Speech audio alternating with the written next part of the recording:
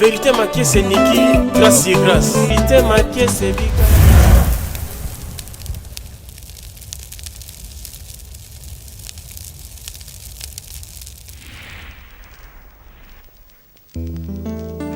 L'impolitesse de la mort. Promenade sans retour pour les pécheurs. Barwa bakoy kova na peti na bango. Bazali kolia ape komela. Liwa ekoti ezumoko eke na ye. Ezongisi ete.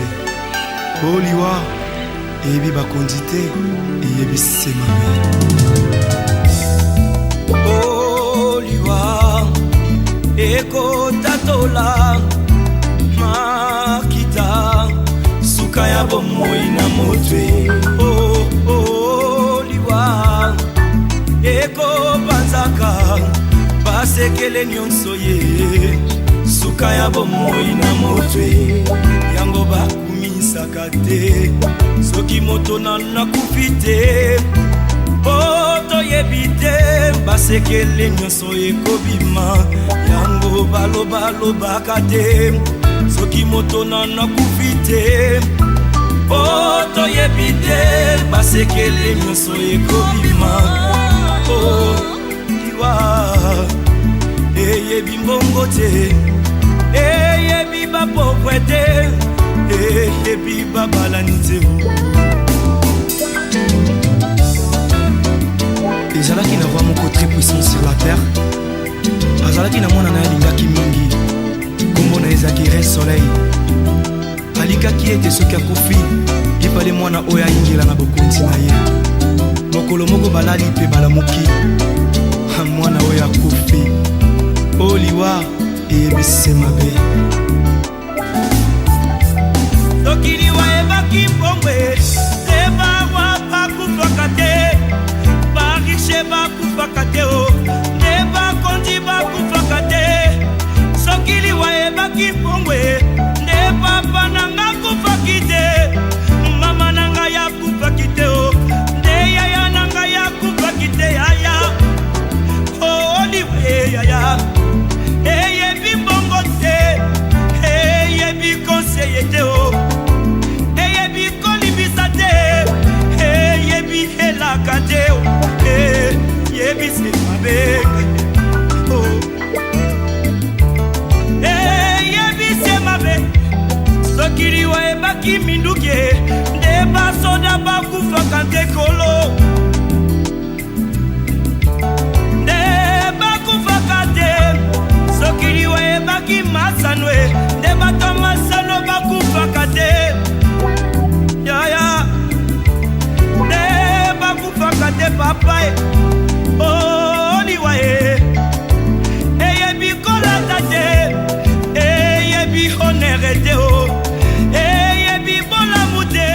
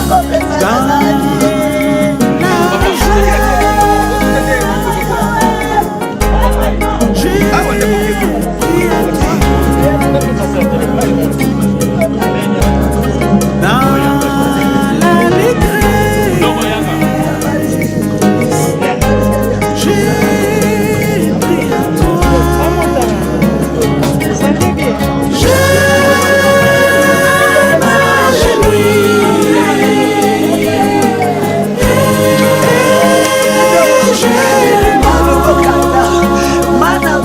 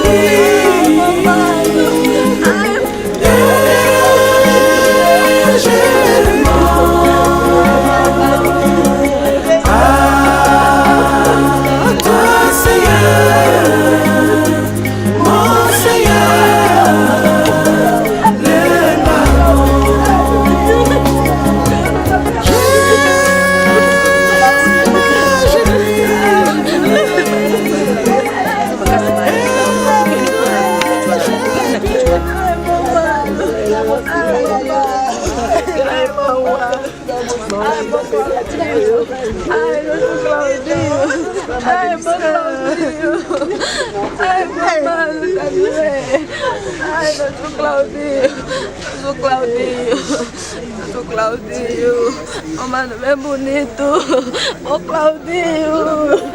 Não, mas ele tá muito amigo, não pode ouvir isso. Ele tá muito Claudinho. Nzambolongo ninga makasi moko. Nzambolongo.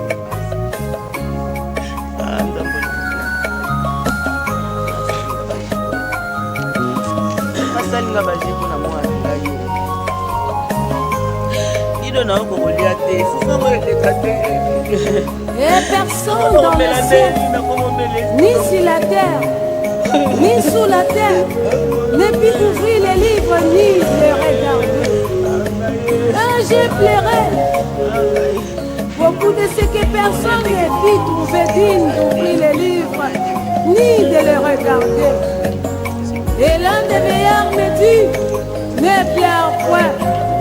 Voici les lions de la tribu de Juda, les rejetons de David, a vaincu pour ouvrir les livres. Et c'est cette la réponse.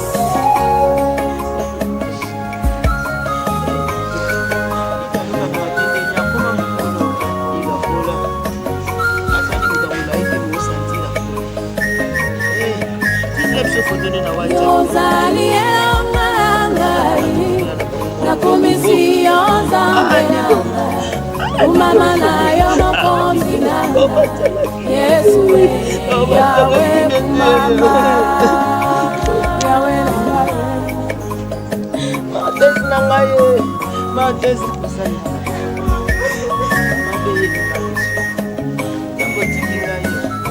Yozali elanga na kumisi yozambelanga Mama na yo mokonzi na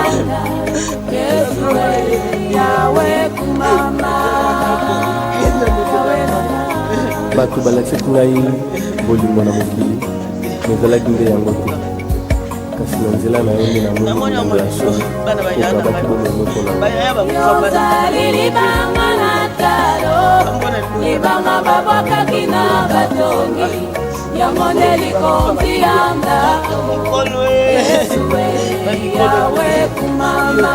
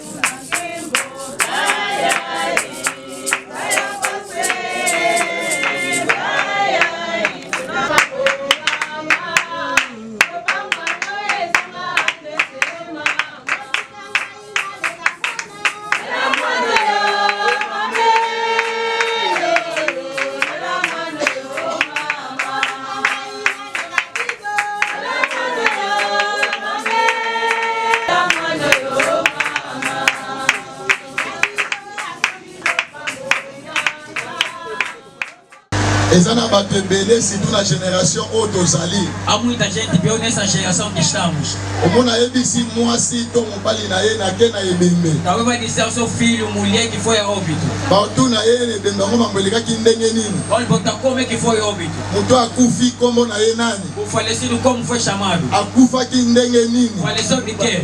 Omona mutakuli ko beta munoko. O pessoal começou a brincar com a boca. Elakisi ke akendaki na ye na ebembe te. Quer dizer que ele não foi no óbito. Mais na lingi na informer biso mukie. Mas eu quero informar um pouco.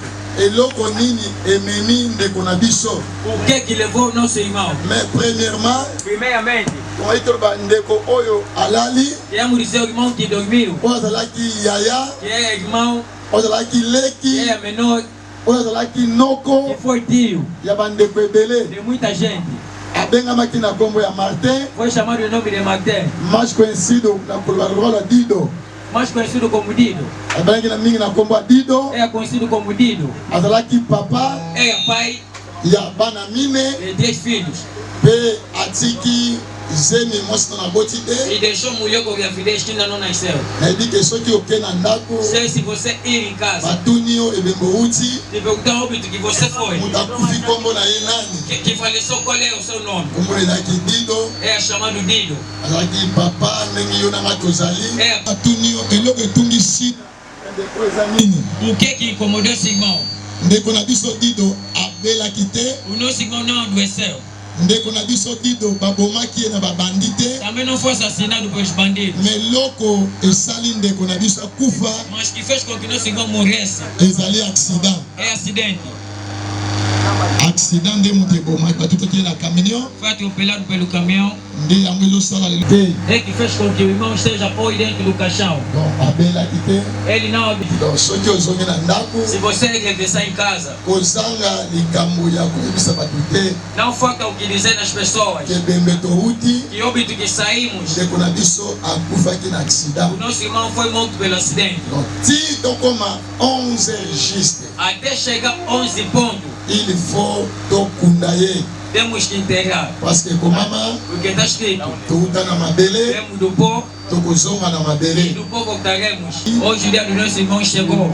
Ndenge tozango totika esika pa bayembi. Assim estamos deixando lugar de músicos. Sima bayembi toza exhortation moke. Depois do músico teremos exaltação. Na sima exhortation Depois da exaltação, tokokonvida mutu nyonso vamos convidar toda a gente atala elongi ya ndeko na biso mpo na suka que veja a face do nosso irmão pela última vez.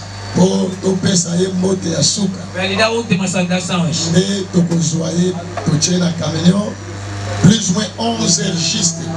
Assim vamos pegar e colocar no carro antes das 11 pontos. Il faut tozongisa ye na esika touta. Temos que voltar ele de onde veio.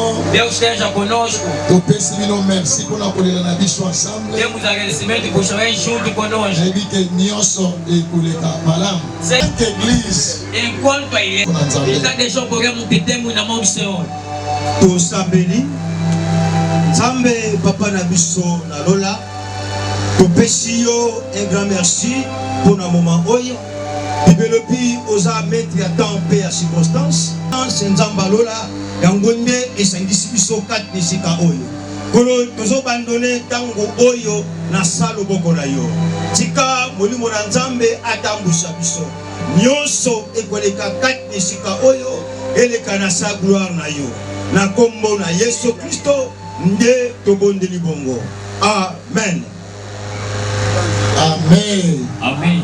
Soki mwana nzambe moko azali awa. Se há filho de Deus aqui. Soki ozondima ke nzambe moto asala yo. Se você reconhece Deus que te criou. Soki olamuki na tongo ndimi nzambe moto apesi yo pema. Se acordaste graças a Deus. Malgré pasi toza nango. Apesar da nasepelaki mutu moko abetela ta Yesu maboko makasi. Esi biso betela yandi bayembi na loyembi. Acompanhemos músico na canção.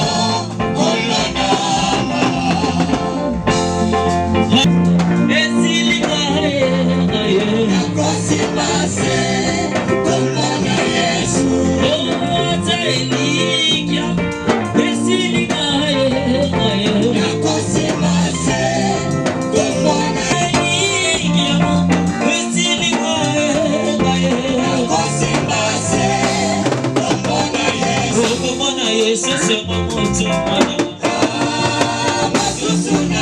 Mosusunani Komona Yesu sema moto mwana Mosusunani Komona Yesu sema moto mwana Visu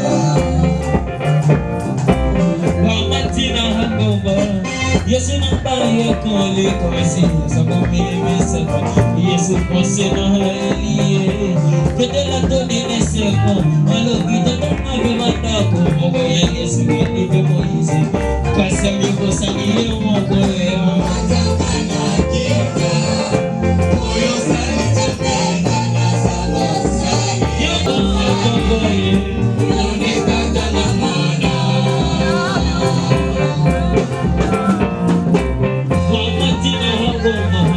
Yesu namaye kole kasi Yesu komime sako Yesu konsena haliye kedela toni Yesu felibe moise kasami bosangiye mogo ya matamana kita yo sali tepena na samosa nonekata na mana ita yo sali tepena na samosa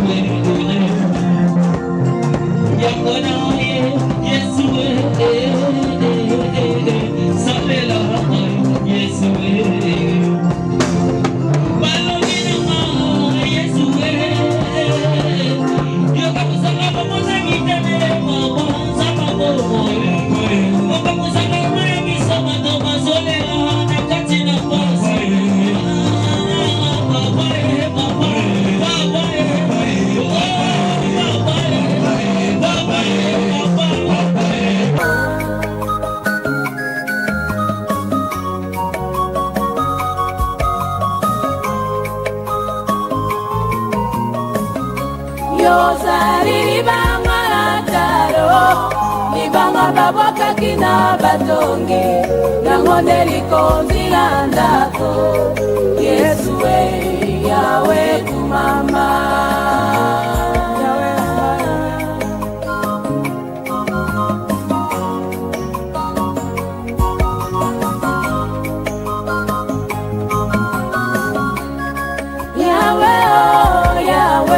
kumama, Yahweh, Yahweh, Yahweh, Yahweh, kumama, Yesu, kumama na yo, Yahweh, kumama, Yahweh, kumama yanga, Yahweh, kumama, Yesu,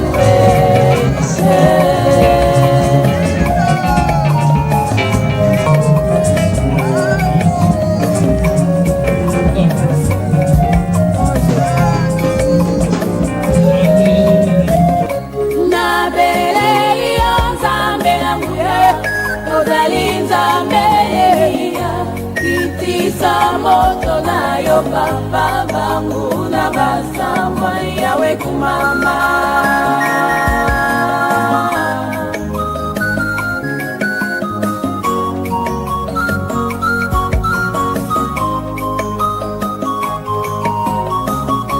na beleli ya zambe yangu ya ozali nzambe ya itisa moto na yo papa bangu na basamba Yahweh kumama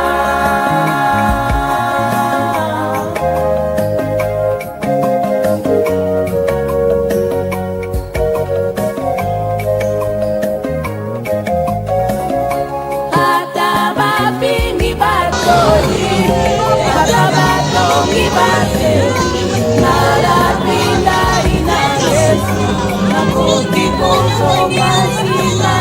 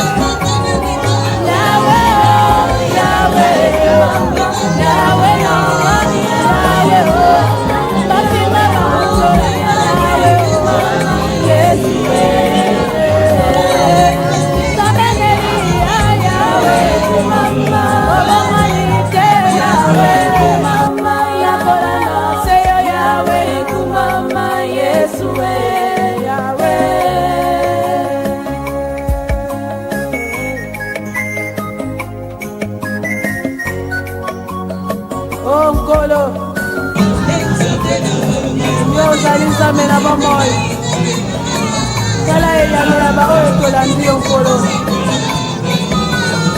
eloko moko te ekokabola biso na yo tate miso na biso etombola makaka epai na yo opesingeya nosolo yaya mokota yake epai na yo bongo azonga maboko pamba Yesu Yahweh kumama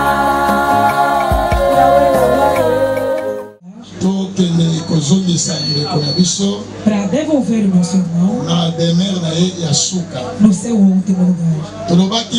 Dissemos o seguinte: o nosso irmão, ele foi conhecido por Dido, não foi morto a tiros, também não ficou doente. O que fez com que o nosso irmão foi acidente. Se você regressar para casa, diga à pessoa que vai perguntar para ti que o irmão morreu é que causou essa doença. Dissemos que foi pai, que deixou 5 filhos, 4 filhos, e também a esposa está concebida. Porque a nossa geração é uma geração super complicada. Verás que a pessoa vai lhe perguntar: você vem do óbito? Quem faleceu nesse óbito? Como faleceu também não sei. Hoje muitos lares entrou em desordem. Mulher ou homem enganou que foi ao óbito. Mas na realidade não ia para o óbito. Mas se você regressar, diga ao irmão que faleceu, o seu nome era Guido, pai de 4 filhos, deixou a mulher concebida. O que o matou não foi a doença. Como é que, como diz? Aquilo que o matou foi acidente. E que matou o nosso irmão. Se você regressar em casa, não falte coisas para falar. Até 11 horas em ponto, temos que levantar o corpo do nosso irmão. Vamos acompanhar uma pequena exortação. E depois vamos chamar a família e todos que se encontram aqui para vermos o nosso irmão pela última vez. É que vamos fechar o caixão e vamos tomar o corpo do nosso irmão. Vamos, antes de tudo, realmente somos filhos de Deus. Mais uma vez convidamos nosso pastor Timóteo. Ele vai consagrar este momento na mão do Senhor. Papá Nangai, ao meu pai, apóstolo Josué Ngikakangu, presença na Yeza Lipamboli na minha côté a Samalamu na Tongo Alelo. Essa é a minha bênção pregar a palavra de Deus. Azaye meu côté. Ele não está só. Na mão sua presença, mamãe na biso Deborah. Eu vejo a presença da nossa mãe Deborah. Presença pe a mamãe. A presença também da mãe. Eza Lipamboli na minha pona côté a Samalamu. É a bênção para mim para pregar a boa nova. Presença na Yope. A sua presença da. Só que eu ia quitar. Se você não estiver, Tongai tote bembete. poderíamos pregar o palavra. Nzamba sepela ki dido alala. Mas Deus queria que o vídeo do Oyo yo kaye na nzira na ngana tongo alelo. você pudesse ouvir através do vídeo da manhã de hoje. Tofongoli makomi na biso Abrimos as nossas escrituras. na livre ya Psaume No livro de Salmos, chapitre 90 capítulo 90, na verset na yango no 10. seu verso 3. Amen. Adoração da nossa vida Adoração das nossas vidas é de 70 anos. é de 70 anos. E se alguns pela sua força Só que ezana batu bazana makasi na mikuwa chegam a 80 anos. bakoki kokoma na 80 ans. O melhor deles é Casseia e Enfado, pois passa rapidamente e nós voamos. A palavra do Senhor. Amen. Landanga malamu na tango moke. Me acompanhe muito bem, pouco tempo. Esika batangeli biso. Onde eu estive na leitura, Mokomi ya livre oyo ezopesa église topesa biso conseil. o escritor deste livro aconselhava a igreja. Alobi boumeli na biso na se na moi oyo. E se a nossa demora dessa terra Eza kaka ya 70 ans ya pamba. é somente de 70 anos. Mais soki osala mikuwa makasi Mas se você tiver ossos fortes, okoki kokende na 80 ans pode chegar até 80 okoki anos. kokende mosika. Ou pode ir além. Problème ezali awa. O problema que está aqui Eza problème ya mikuwa. é problema de ossos. Soki oza mikuwa Se makasi você tem ossos fortes, okoleka 80 ans você pode passar 80 anos, okepe nomandi ti likolo. atingir 90 para Mais cima. soki oza mikuwa makasi te Mas se os seus ossos não são fortes, bomoi na yo na se na moi oyo a sua vida por debaixo dessa eza terra kaka na 70 ans ya pamba. só tem apenas 70 Nakoki anos. nasenga lisungi epa na Eu yo. queria pedir ajuda. Tunelanga ndeko apembeni na yo okokisi de ambula combien. Pergunte ao seu próximo quantos anos você tem agora. Tuna ye. Pergunte a ele. Donc ndenge tozokende tozosonga nsima te. Do jeito que estamos aí, não estamos a retroceder. Tozokende vers la mort. Estamos aí diante da morte. Ntango tozolala Quando estamos a dormir, tozolamuka estamos acordando. yebaki tozosonga nsima te. Saiba que não estás a voltar atrás. Ozokende liboso. Estás aí para Na frente. kanga komona mutu asalisi feti. Eu admiro pessoas. Alobi nakokisi mbula. Vai dizer que eu completei a Nzambe idade. apesi nga mbula. Deus me deu mais um Eza ano. malamu Nzambe apesi yo É mbula. muito bom Deus te conceder mais um ano. Mas não Nzambe esqueça akati yo mbula moko que na Deus se na moi cortou oyo. um ano por debaixo da Ntango terra. ozosala anniversaire Estás a fazer yebaki aniversário. ozopusa na vers kokufa. Saiba que estás a se aproximar. Ozopusa na vers kokende. Estás a ir embora. bomoi na biso A nossa vida na se na moi por oyo debaixo dessa eza terra ya 70 ans ya é pamba. somente de 70 Mais anos. soki ozwi chance Mas se você tiver a ozala sorte, mikuwa makasi tiveres ossos fortes. Queres passar 70 anos, irás a 80 anos. Eu não sei. Quantos anos você tem agora? Quantos anos você atingiu agora? Não estás a retroceder. Estás a ir à morte. Estás aí a deixar o mundo. Ouça a minha manhã de hoje. Mesmo que sou lindo, mesmo que eu tiver dinheiro, mesmo que eu tiver carros, que eu não esqueça. Quando um ano está a diminuir, não estou a acrescentar anos, mas estou a ir à morte. Eu quero dizer ao irmão que se encontra aqui, o tempo que estamos a viver, não temos muito tempo por debaixo dessa terra. Temos pouco tempo. Prepare a sua vida. Você não sabe o dia e não sabes a hora. Eu leio, disseram 70 anos. Mas se você tiver ossos fortes, 80 anos, é que você poderá morrer. Mas estou a olhar para o Dido. Dido nem 40 anos atingiu. Nem 50 anos ele atingiu. Em 30 anos, hoje, Dido se encontra no caixão. Eu não sei. Do jeito que você veio para cá, e não está até de pregar. Bíblia diz 70 anos, ou 80 anos, é que a pessoa pode morrer. Mas Dido nem atingiu 40 anos. Jesus nem 50 anos, 33 anos, ele foi e deixou o mundo. 30 anos, Dido foi e deixou o mundo. Saiba conforme estamos aqui. Seja eu, seja você, não esqueça, estamos no mundo de realidades. Do jeito que eu te preguei ontem de noite, o Salomão dizia, eu vi a pessoa que morreu está alegre em relação a alguém que está vivo. Digo que ainda não viu. Diga conforme está aí. As realidades do mundo para ele acabou. As realidades desse mundo estou para ti, estou para mim. Quando estás a viver, estou a te aconselhar, nem que todas essas pessoas na sua vida, mas não negue a Jesus. Este mundo que vivemos é um mundo de realidades. A outra pessoa, estou a rir conversando um pouquinho, mas em suas mãos segurando a faca para te desviar. Estou a rogar aqui. Este Deus é Deus que proteger. Não coloque na corda.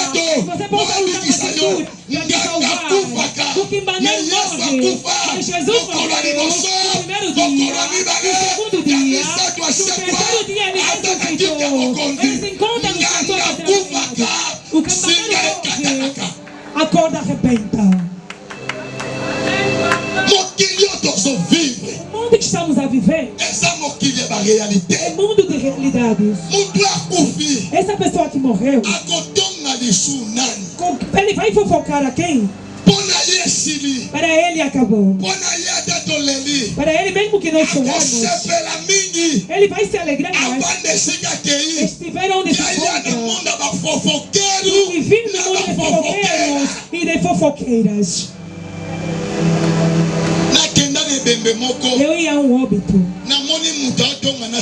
Eu vi alguém fofocando até o caixão. Olha o nível. A pessoa fofocava até o caixão. Este caixão, a pessoa que adormeceu, se disser para voltar neste mundo, não aceitará. Neste mundo, meu Deus, mas o que a pessoa vai passar na live, você está esquecendo que você como diz o nyonso asala na se na moi oyo ekolanda ye yebisa ye ekolanda yo yebisa ye nayoki te ekolanda yo na bondo na molimo nzambe tumelanga ndeko na yo mosala nini yo osalaka na se na moi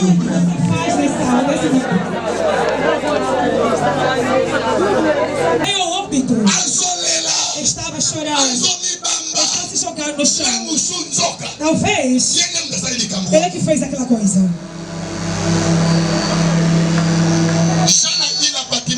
Chão na ilha de Patmos. Disse: eu vi um trono branco. Aquele trono, alguém sentou por cima dela. Eu vi os céus.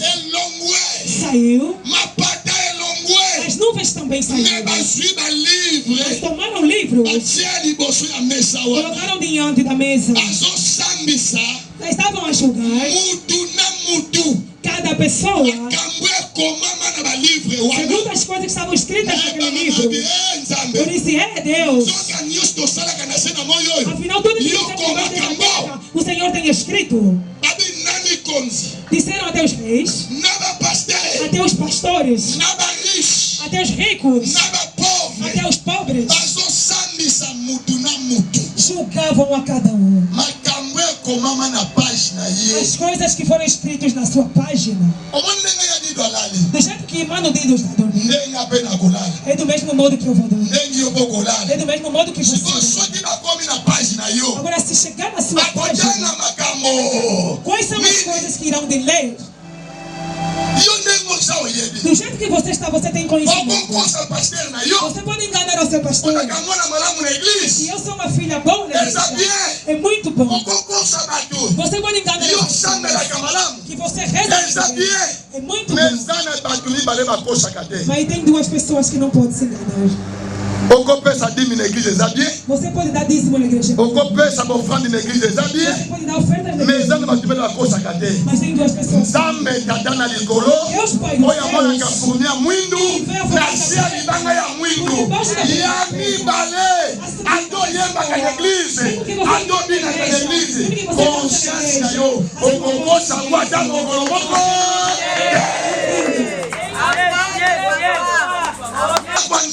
essa pessoa na casa de Deus, se começar a dançar,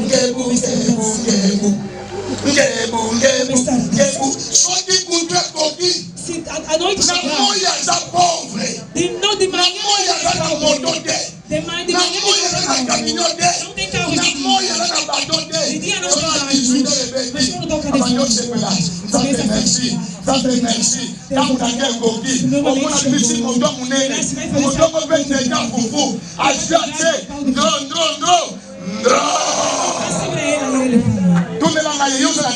pergunte a ele o que você tem de novo. Será que eu falei? Pergunte a ele o que você tem de novo.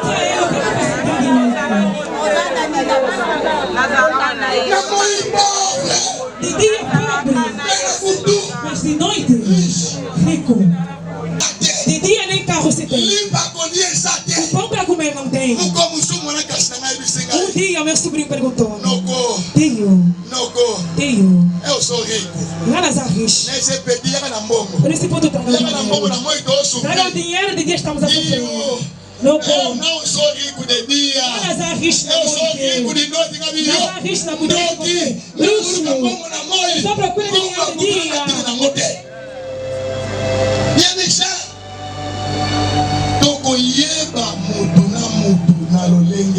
Conheceremos cada pessoa pelo seu jeito. Essa foi uma medida conforme está. Do mesmo jeito que amanhã. Se você for para um homem, você vê os homens as mãos somente assim. Quer dizer que quem vai não tem. Os homens as mãos somente assim. Você sabe. Eles têm do medo daqui.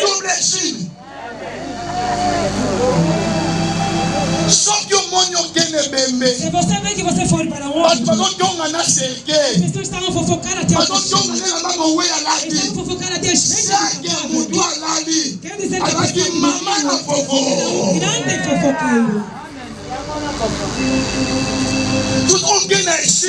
Se você for para um lugar, você vê um óbito, você fala com o telefone, você vai se você for no canto,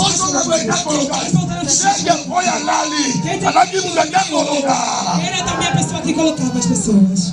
Se você for para um óbito, você verá as senhoras com as saias curtas.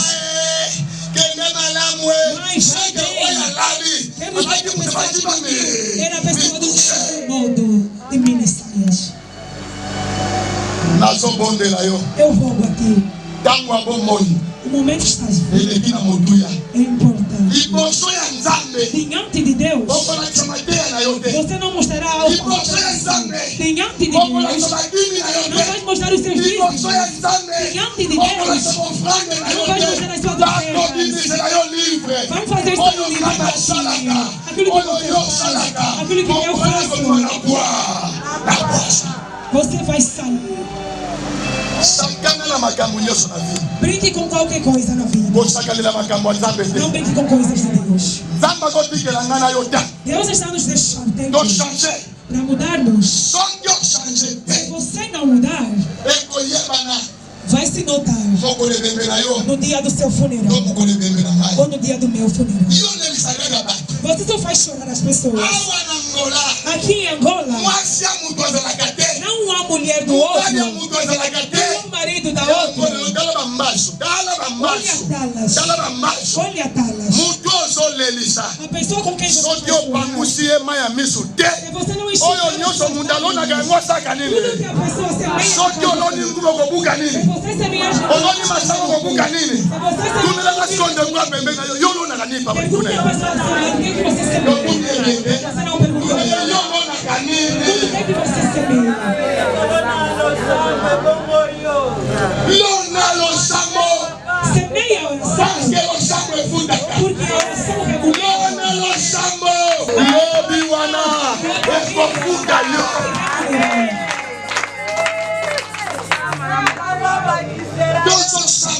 estamos a orar.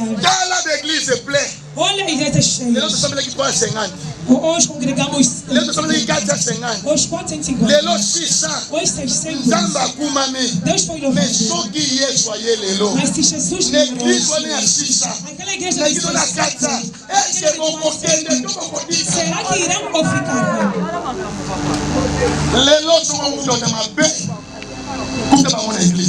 Hoje, se você quer procurar pessoas do mal, encontra. Mas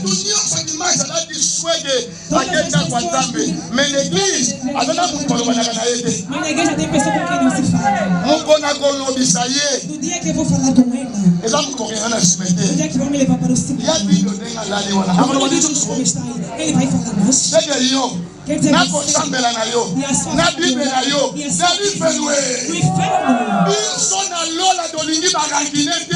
nós no inferno vais fofocar Abraão, vais fofocar a José, vais fofocar a Jacó. Nos céus, os fofoqueiros não entrarão. E os rancorosos. Você gosta dos céus ou do inferno? Estou a questionar. Será que alguém que gosta de Deus?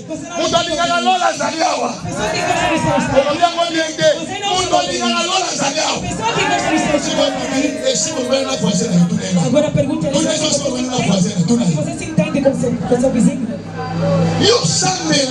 Você reza, mas a fofoquista, você é rancoroso. Você que é Deus. Eu rogo aqui. Nos céus não entrarás. Segure o seu próprio. Segure no nome de Deus. Diga, mano. No nosso céu. No nosso céu. Você compreende. Você não entrará. Diga a ele.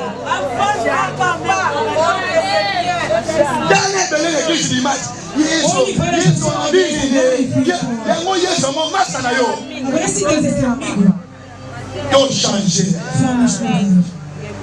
vamos mesmo amanhã, ontem fomos maus, mas Deus nos concedeu a graça. changer. Mudamos. Retard ezalaka te. Não há tarde. Retard eza mpona ya Dido. A tarde é somente para o irmão Dido. Ndenge alali boye. Do jeito que está aí. Ata toteyi ye. Mesmo que nós pregarmos ayoka ele, lisusu te. já não vai ouvir. Mais problème eza. Mas o problema Mpa na nga. por mim mpe mpa na yo. e para ti. Topekisi yo kendaka eglise te. Não te pedimos ir à igreja. Kendaka eglise. Vá à igreja. Mais changer. Mas mude. Na moi 100 caminhons. De dia você não tem carro. Mais na butola na jeep. Mas de noite você tem jeep. Vou. Mais na moi. Mas de dia. Soki passer atali yo. Se o pastor olhar para ti. Oyo penza mundimi na ngai ya solo. Este aqui é o meu verdadeiro crente. Toka mundimi ya lokuta. Mas é um crente falso. Retard eza te. Não há tarde. Retard eza te. Não há tarde. Sua décision. Tome a decisão. Changer. Mude. Tika barando.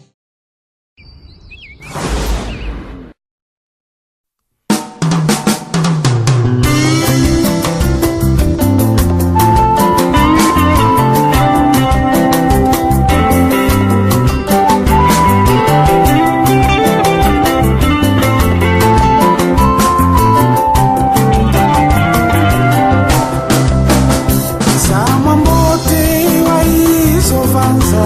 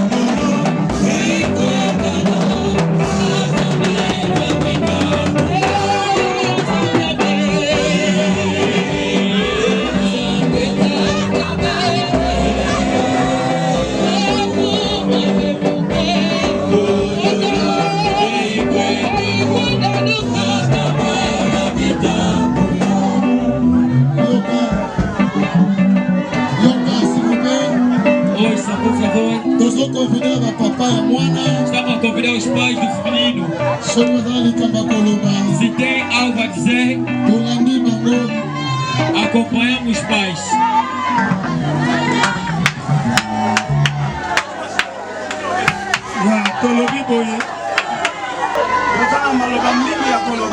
Não temos muito a dizer.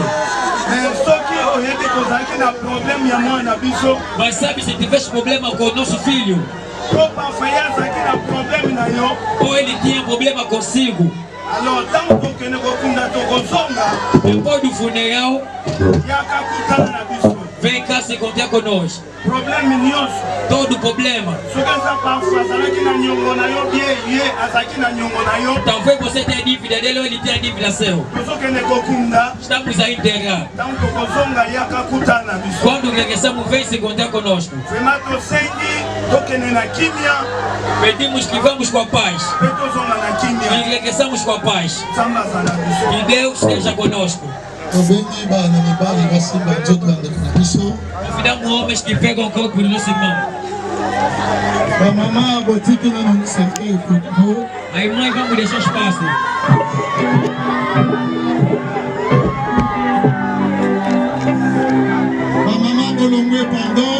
A mãe se afastem, por favor. Homem, vamos nos aproximar. A mãe se afaste. Vamos esperar um pouco. Jesus.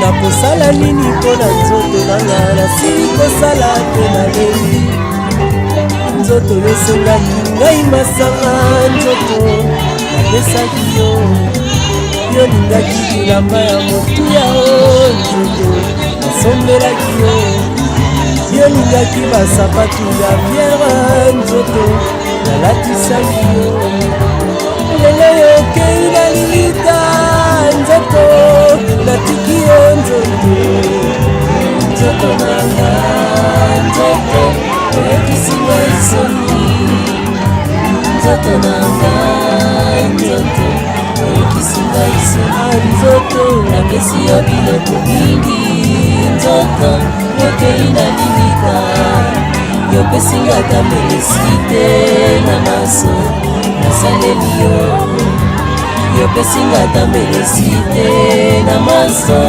nasaleli yo awa nzoto nanga nzoto awa nzoto nanga nzoto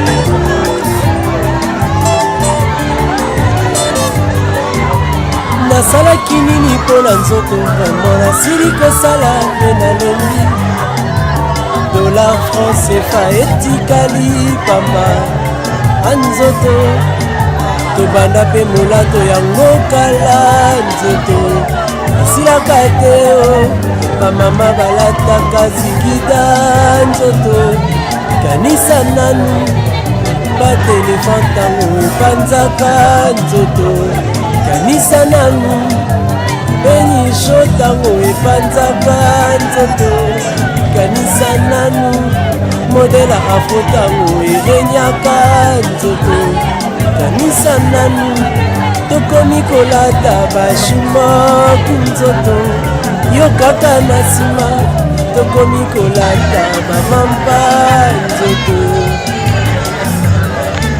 à 703% ebunda nzoto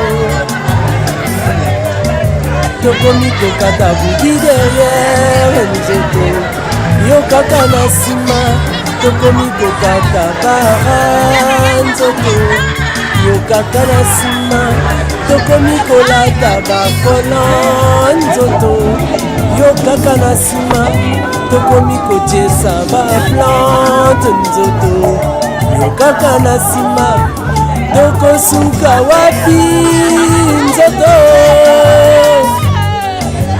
Jani Versace etikali nzoto pamba tokomi kolata balarios nzoto etikali pamba chevinyo na ngai nyonso etikali nzoto anzoto anga nzoto nanga nzoto.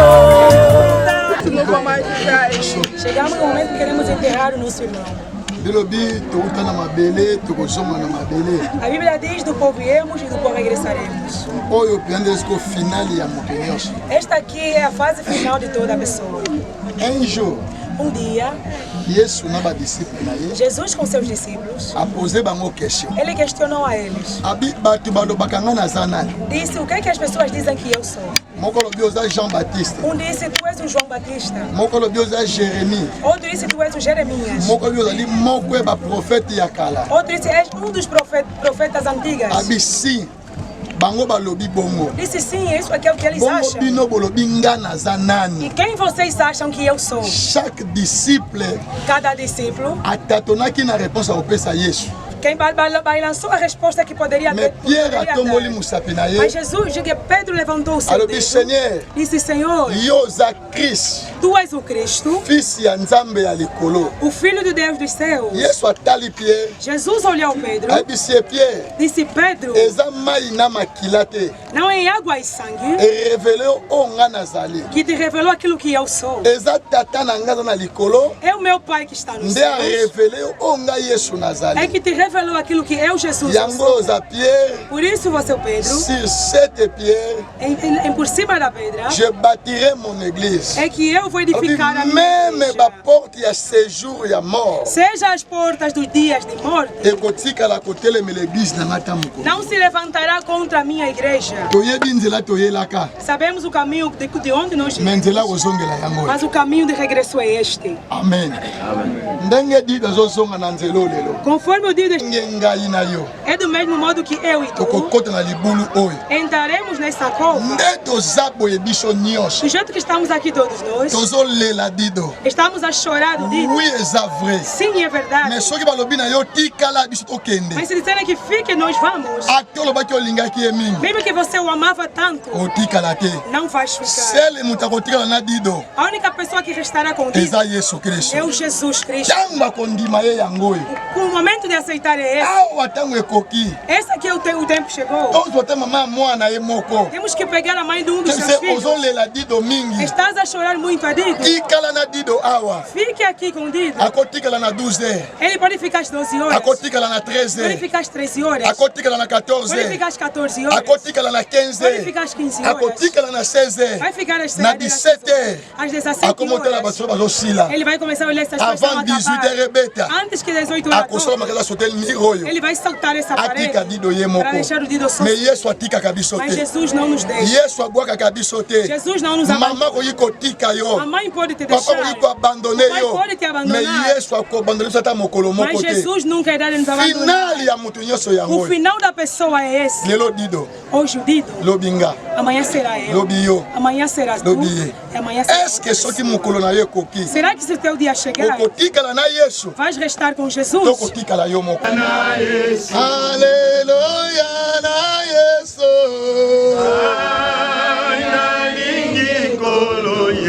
Na lingi papa nanga.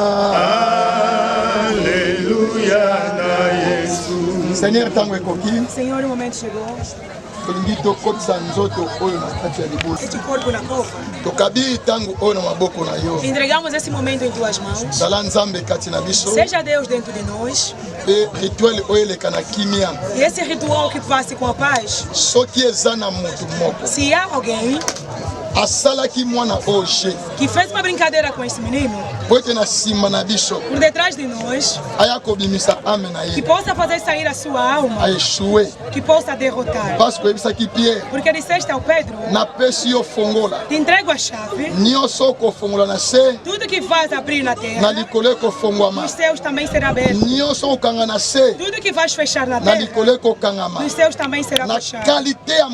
Em qualidade do seu servo, quero colocar o dedo por debaixo da terra, devolvê-lo na terra.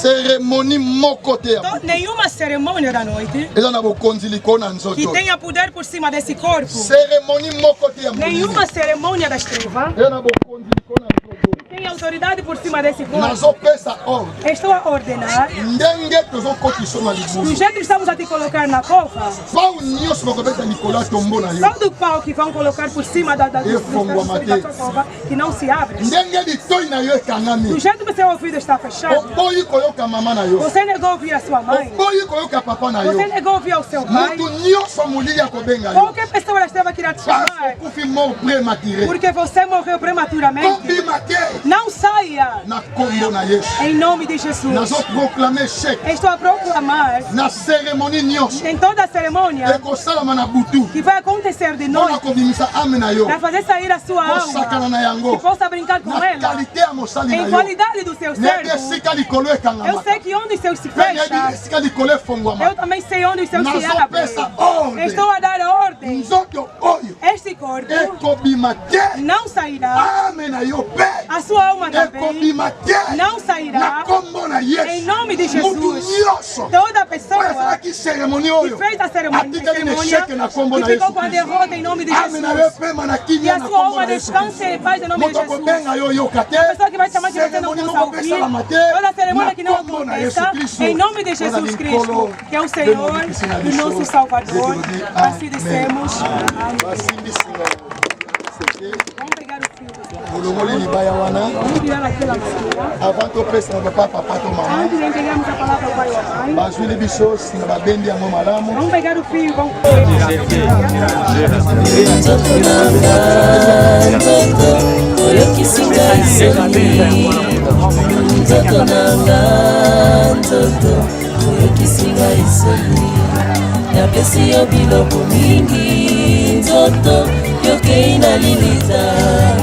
yo pesinga ta melisite na maso na salelio yo pesinga ta melisite na maso na salelio anganzo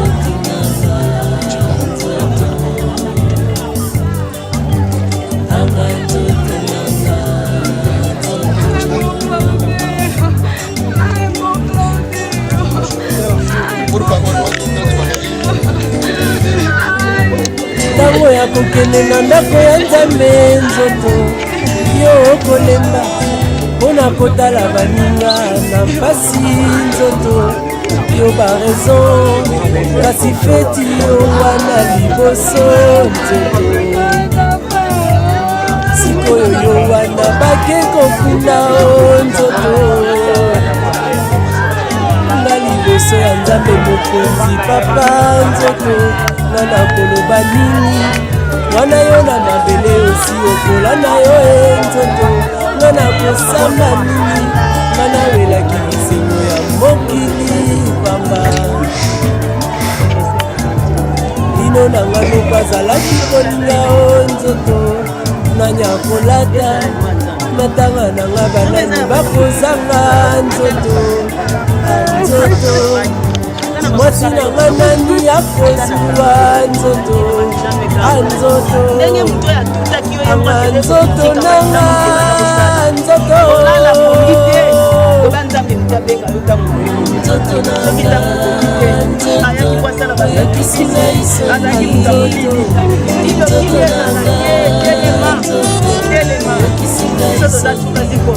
napesi yo biloko mingi nzoto yokei na Kana matele. Lokozonga na